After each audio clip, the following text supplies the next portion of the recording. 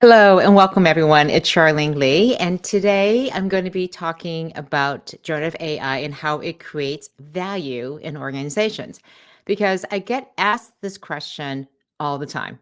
So, can generative AI actually create any value? Like, what kind of value can it create? And for those of us who are using it, we kind of smack ourselves on the head of go and say, well, of course it creates value.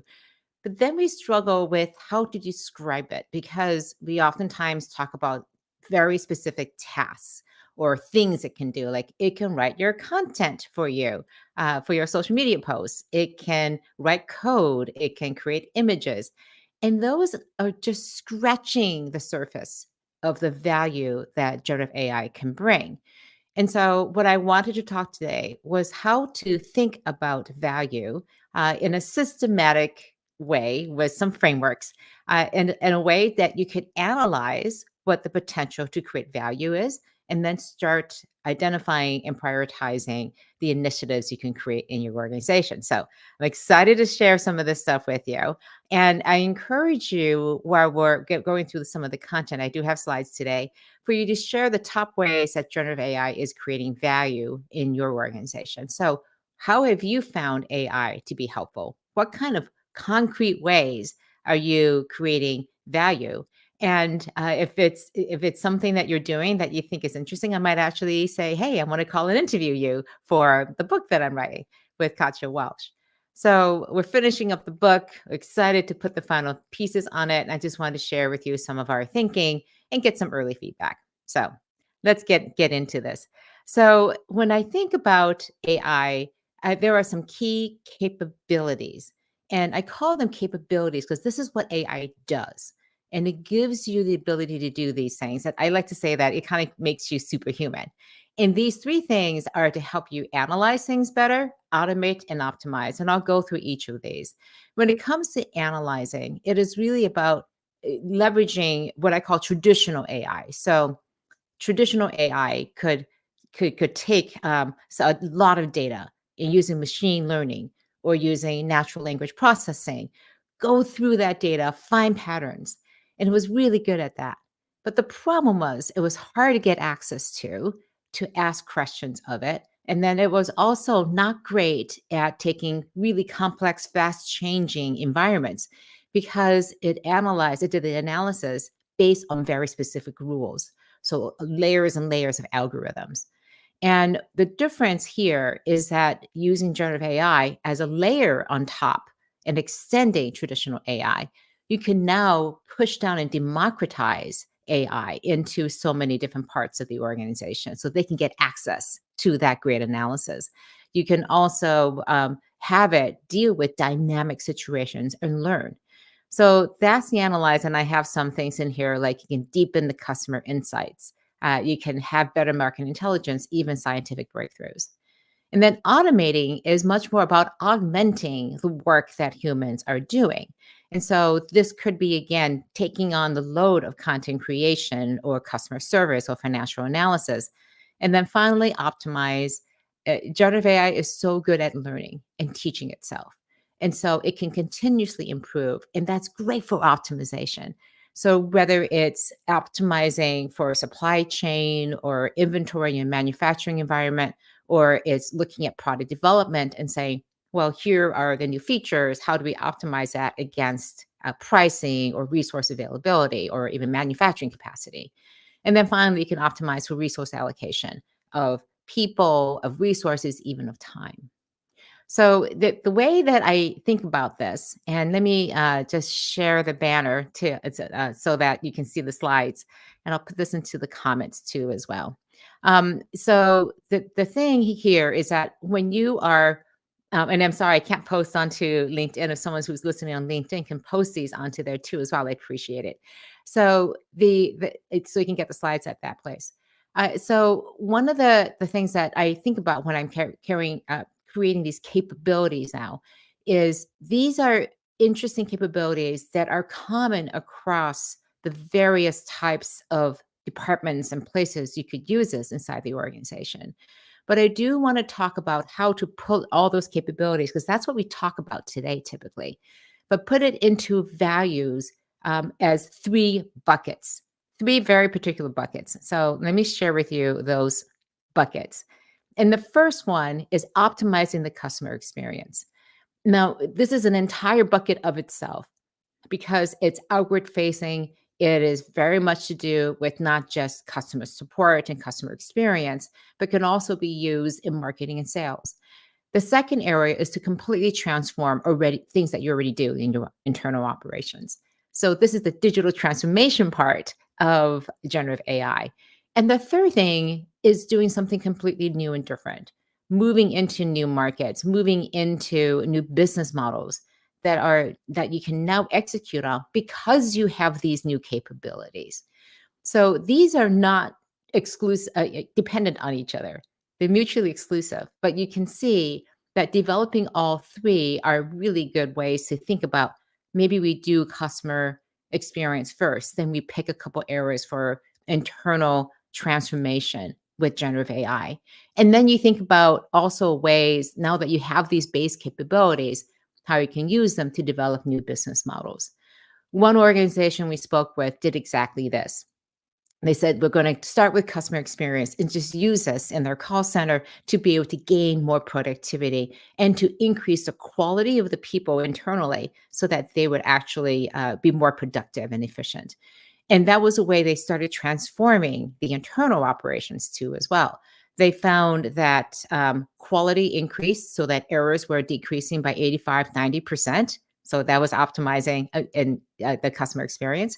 But they also found that training took 30 to 40% less time. And so there were lots of different ways that they were doing those first two things.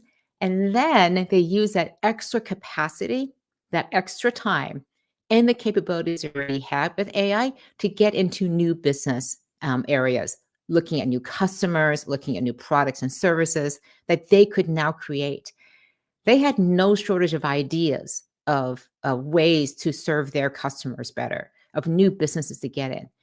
But now they had the people, the time, and a resource like generative AI that significantly cut the cost of entry into the new businesses. So let me go into each of these areas in very specific detail. So the first area is optimizing generative AI. I'm going to hide this banner and let me see. There we go. So you can see it. So again, looking at those three capabilities of analyze, automate, and optimize, you can see different ways to optimize the customer experience. You can understand customer needs, especially there's so much market data. Think about all the customer feedback you have inside of your organization. Being able to look at those things in near real time and be able to adjust the way that you interact with your customers is tremendous. You can automate and think about the ability to just understand the conversation that customers want to have with you. I don't know about you, but I am so tired of these chatbots or voice activated systems that are set into a very particular menu versus being able to understand what I'm saying, direct me to an answer versus a list of articles in the knowledge base. Just give me the answer already. And then the optimization is adapting to customer needs. So the example I want to give here is ING Bank out of the Netherlands. And one of the things they did is they knew that they were taking about out of 80,000 calls a week or interactions they had with customers, about 16,500 of them had to be escalated because of the limitations of their chatbot system. And so they put in a generative AI powered chatbot, and they found that it could answer 20% more of those complex questions. So they reduced the number of calls going to the call center. But more importantly, the people were really happy. The customers using it were much happier. So satisfaction was going up. So they reduction in the wait times. They improved customer satisfaction and they enhanced their overall operational efficiency. And what was interesting is they worked with a consulting firm, McKinsey in this case, and they built it in a partnership over 7 weeks. So the speed at which they created this and then put it into production was tremendous. They initially rolled out to just 10% of their customers in the Netherlands as a test. and then they developed it even further.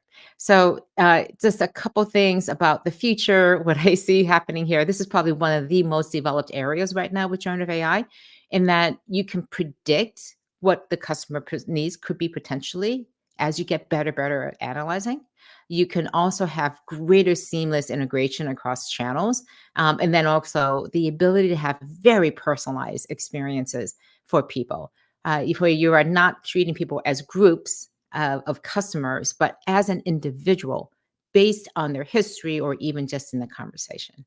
So I want to just take and see if there are any particular comments. I don't see any right now. Fantastic. I want to say hi to Leonardo from Brazil, Jay from Rockford, Illinois. And thank you, Jay, for posting the link onto LinkedIn. All right, let's keep going and talk again. If you have any questions, I see there's a lot of people watching today. Don't be shy. Please ask questions, put them into the comments, and I'll try to address as many of them as possible. All right, let's go on and talk about the second area of creating value, which is with transforming internal operations. And this is where one area that I think is particularly interesting, because we talk about the productivity and the efficiency of generative AI to take on a lot of tasks. And oftentimes people are looking at it incrementally versus saying, how could we transform the way that we do work? Because if we're going to change the way we get tasks done, it's going to roll up into changing jobs and eventually roll up into changing careers and the career ladders. And so, beginning on this, thinking that the changes are going to be incremental versus saying, look, we're not just getting single digit percentage increase in productivity, we're getting exponential levels of productivity from people and efficiency. And more importantly, of just better quality too. So these are some ways you can analyze, again, looking at decision making of how you make decisions, not only in marketing and customer service and sales, but also HR, finance, so many different areas. You can automate and streamline so many routine tasks. And also you can optimize, again, we talked about some of those things. Again, these are all many different areas within an organization. And I'll talk about this next week, but one of the biggest challenges to implementing AI or even having a conversation around it is fear. We don't trust it. So how do you build trust? And which is why I think in the beginning, especially if you're looking at automation, to use it to augment existing tasks that people already know how to do. And then you can move it to extend AI to handle more complex tasks as you begin to trust it. And then eventually look for new opportunities for full automation and an optimization. So the example I want to give here is Pfizer. They've talked about this quite a bit. I had a chance to talk to their CMO. And so one of the things they did is they now have automated 15% of their content creation as a global marketing organization. Now, that may not sound very much, but think about what has to happen. If you're a pharmaceutical company, every piece of content has to be approved by people, people in risk and legal internally, because they want to make sure you're not making claims that are not substantiated by the research. And so, what they're able to do is to do the internal review, create the content. Create the content for multiple markets, have the internal review, because they already have approved in one market. They know what the risks are in that new market. And a lot of that can be automated. And so 15% is there now. They can also optimize marketing plans based on AI driven insights. They can generate personalized messaging now to different doctor segments. And again, with the improved regulatory compliance, they expect that up to 40% of content could be auto clear without a lawyer review. So this is a significant change in the way that they run their marketing. And so one of the things that is happening is this is going to cause a lot of turmoil in organizations, because when you're changing a significant amount of the work that an organization is doing, it's going to cause a lot of upheaval. How is my job changing? Do I have a job still? How is our organization processing all this information? And again, it can cause, as we know, with most types of transformations, a lot of angst. So being prepared for that and thinking about that and being ready to understand and address the challenges that arise with digital transformation is a key thing here. All right. So, one thing I'm going to show you next is a very, very busy technical slide. And it's showing all the different ways and different departments where you can create value. And again, I've ordered it by the types of capabilities of analyze, automate, and optimize. So, this is a bit of a cheat sheet. It's, again, still new. I would love any feedback that you have on it. But for example, if you're in sales, you can use AI to analyze the sales trends and generate leads, do some forecasting. You can automate a lot of the data entry. I have yet to meet a salesperson who says, I just love entering content into my CRM. So, making entry easier, creating content for social marketing, social selling, and being very proactive about customer outreach and having those outreaches be highly personalized to the conversations you're having with them. And then finally, an optimize is is how do you think about customer lifetime value? How do you optimize for that? Maybe you think about pricing or looking at the sales funnel, looking along those ways constantly to say and give recommendations on how you can optimize it. So pick any department, think about anywhere inside the organization, and I can't think of a single department that is not going to be impacted by generative AI. And so there are some natural places to start and not others. But I do believe that you can look at every single department and find ways to transform internal operations with generative AI. All right. Just want to see a thing here. All right. Jay Johnson has a really good point here. Agency, ability, and agility can be optimized. Key to AI success would be collaboration and trust. If these values are not modeled within the organization, one could have a Bangladeshi effect. So I'm not familiar with the Bangladeshi effect is, Jay. So if you could put that into the chat, I'll reference it to a little better.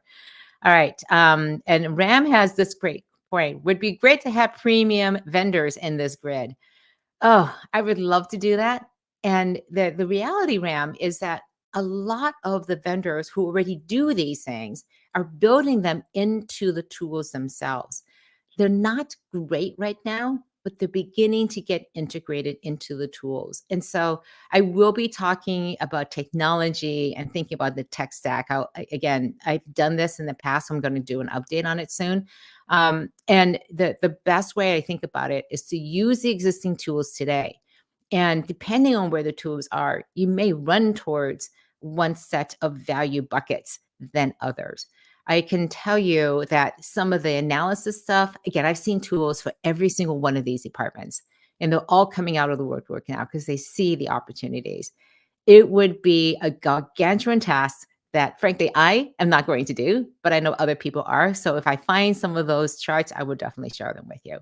But I say the number one thing to do is to use the tools that are off the shelf. The second thing is to start building your own tools, not necessarily so that you can use them, but so you have a better understanding of what works, what doesn't work, and how these tools are built so they can go back to the vendors and say, your tools don't do this. I need it to do X, Y, and Z. And you can have a hand in developing the tools that, again, that really valuable feedback that tech companies need to build their products. All right. So let's see. Let me go on all right, good for now. Let me go on and talk about the last area of optimization of Gen AI creating value, and that is developing new business opportunities.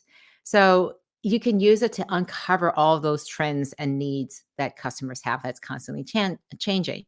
And what's interesting, you can also automate a lot of the R&D and innovation.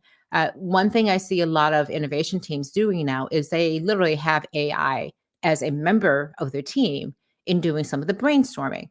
So they feed it the parameters, it's listening to the conversations they're having and chiming in and saying, oh, what about these 20 ideas? And none of those ideas in particular are that great to be like, dingling, this is the magic bullet. But it inspires people to think about, oh, we hadn't thought about that angle. And so it's another way to add a different perspective. And also it can do a lot of the heavy lifting and creating models or going through and creating plans, for example. And then optimizing, it can do those trade-offs that I mentioned before. Well, if you want to increase, we want to add this feature, how much is increase in price, doing all that conjoint analysis is super helpful. And of course, resource allocation as you're beginning to launch and then to scale new products, services, or even new business models. And so, ways to get started: test in these simulated environments. AI is fantastic for that. Iterate and then scale the initiatives with all the different things you can do, all that heavy lifting. So, I'll give you a very quick example from SelectQuote. This was a fascinating example. So, SelectQuote is giving quotes on loans and mortgages, and they have a fairly large call center. And there were a set of calls that they just never answered because they could tell from the phone number it was unlikely to result in a sale. So they just didn't answer those calls. And the team had to really look at new opportunities instead of being able to look at transformation because they're a financial services company and very, very concerned about the role of AI in the organization to say, they said, go and do stuff, but don't let it impact existing operations. Well, there's here a huge bucket of calls not being answered and said, can we go try to build a voice AI agent for that? And they did. And in a short amount of time, literally in weeks, they built an AI agent, launched it, and started generating hundreds of thousands of dollars almost immediately. And this AI agent was pretty basic, was just taking the calls, telling people, yes, would love to get some information, further qualify you, and then just there and then I escalated to a person in the call center. It would say, I'm sorry, you don't qualify, but and it goes on. So I think this is an example again of a core capability of voice AI. The technology exists already. You can hire contractors to build this for you very, very quickly, and be able to put out a first example, a first iteration to experiment and try. And in that case, they had nothing to lose. And so that might be a really good place to be looking at something to just test it and run it to see and learn from the experience before putting into major production to do these things. All right. We're going to go on and talk about a couple other quick things. Uh, a very important thing here is as you're thinking about the value, go through and identify the top opportunities. And some questions to ask is, how are your customer needs and expectations going to change over the next 2 to 3 years? As we, as consumers and customers, are exposed to AI, we're going to expect a better experience. It's sort of like what Amazon did to customer experience and the shopping experience. Our expectations are sky high now. And as these AI customer experiences are rolling out across the board, we're going to see a demand for that. And so you may not necessarily want to do it right away, but you're going to have to plan for using AI in your customer experience at some point. Where is the greatest potential for AI to create value over the next 2 to 3 years? And again, I'm talking about the transformational value of internal changes. And this goes back into thinking about your strategy, the assumptions that you make. I talked about strategy and the whole audit you can do a couple months ago in a previous live stream, and I'll link to it and when I write up this as an article to the actual article too as well. But those kinds of things are extremely valuable because now you're thinking about not just a small use case, an initiative.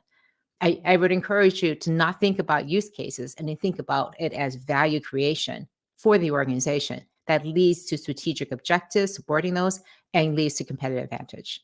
Because that is what the game is right now, is how do you get to the point where you're creating more value, allowing you to exercise your competitive advantage in the marketplace? And then what new models could you try and build if you had these capabilities? Now, here's a step that I think is a little bit new and different and innovative, which is I think you need to create a value vision story. And what I mean by that is the ability to capture that value, the vision of what it could create into a story. Because remember, people remember stories. They don't remember product features. They don't remember data. They don't remember even case studies, but they remember the story. And that's why case studies are so helpful because they are in themselves stories. And you can talk about this value vision story by talking about a beginning, which is we're here today. Here is a problem or situation we have. The middle, the arc is going up and saying, well, these are the ways that generative AI can help us. We're going to come across some challenges. There are some dips in the story, but in the end, this is the value we're going to create. This is what our organization is going to look like in the future. This is the kind of customer experience we're going to have. And so being able to create and tell the value of the organization as a story of transformation, of capability building, of how you're going to go from where you are today to where you are in the future is a very important part of conveying value of generative AI to the people who actually can greenlight the opportunity. And this is a place where you can share the story, iterate on it, and integrate all of these vision stories, value vision stories into your strategy. So that's the main thing I have for today. But I do want to end on one very specific thing, in that I think the value of generative AI is this. I think it's going to make us better humans. And what I mean by that is we've never had a technology that could question us, that could understand where we stand today. And if we ask it, we can ask it to make us be better than we are, to augment the capabilities that we have. And I'll give you an example. AI is helping me be more empathetic. It is, again, I consider myself to be highly empathetic. I am high emotional intelligence, but I still have blind spots. I get empathy fatigue. And you can imagine that, especially if I'm working with new clients or new customers, people may not know so well, to understand how they think and how they feel about a particular situation or problem will help me be a more effective change agent for them. And more importantly, just be better attuned to what people are doing and saying. And so I'll give you an example. AI is really good at translating. It can translate from English to Mandarin Chinese to Bulgarian, which is what my co-author speaks, to any language that you want. But I think it's in the subtle translations where AI is going to be so helpful. And that is, for example, a startup talking to a funder. And you use different languages, your perspectives of the world are different. So if you're a startup and you need to talk to an investor, to be able to learn how to communicate, to translate the words that you use, the way that you think, into language that the investor can potentially understand. And for the investor to see startup language and to be able to interpret, understand what's going on. And you can imagine that this even goes to different countries and cultures inside, for example, the United States. We are a highly divided society right now. If we could use generative AI to better understand each other, to be able to build that kind of things, that will be extremely valuable too. So those are some of the things that I have today. I don't see any other questions and comments right here, right now. Yeah, there's a whole quick question here about PBMs and other things, but I'm going to leave that off for today. And then again, thank you so much for joining today. I'm just going to put up here a little bit of information about what we're going to talk about next week. And that is on Tuesday, August 13th, same time and place. We're going to explore how to build trust with generative AI. Katya and I developed a very simple model to think about trust, and in particular, also how to use that for governance. Because what governance does, and regulations and legislation and all those things, is to instill trust in AI and know that if things go wrong, something is going to happen. We're going to take these steps to mitigate the risk. And when something goes wrong, there will be accountability. So that's the thing that I think is so important. Oh, Leonardo's jumping here with a good question. What is the biggest fear of leaders in this context? I'm assuming, again, in terms of the value creation and transformation, the biggest fear is that that they're going to do something wrong. They hear about all the things that AI can get wrong, the hallucinations, the making up of facts. And so therefore, you can't trust AI to do a good job. And it's the same way. How do you trust your humans to do a good job? You give it training, you have reviews, you have oversight, you have other people checking the work and approvals to go along. And AI requires the same sort of oversight. And therefore, we can then build trust. And so we'll talk about the different levels of trust that you have to build, the different types of trust you have to build with AI in a systematic, intentional way in order to have that trust. But leaders are like, unless that structure is there, they're not going to move forward. I like to say that in order to go fast, like a Formula One driver, you can go as fast as you can. The engines are there, the technology is there, but you have to have really good brakes to know that you can stop when things are going wrong, that you can stop to go slower around a curve or an obstacle, that you have that safety latch in place so that you can pull it when you need to. And people, unless they feel safe, they're not going to go fast. So we're going to talk next week about how to stay safe, how to put governance in place, how to use it as a framework for even legislation as a way to build trust in AI so that we can use it to create value. All right. Thank you so much for joining today. And I will see you next week to talk about trust. In the meantime, take care and have fun with AI. Thanks.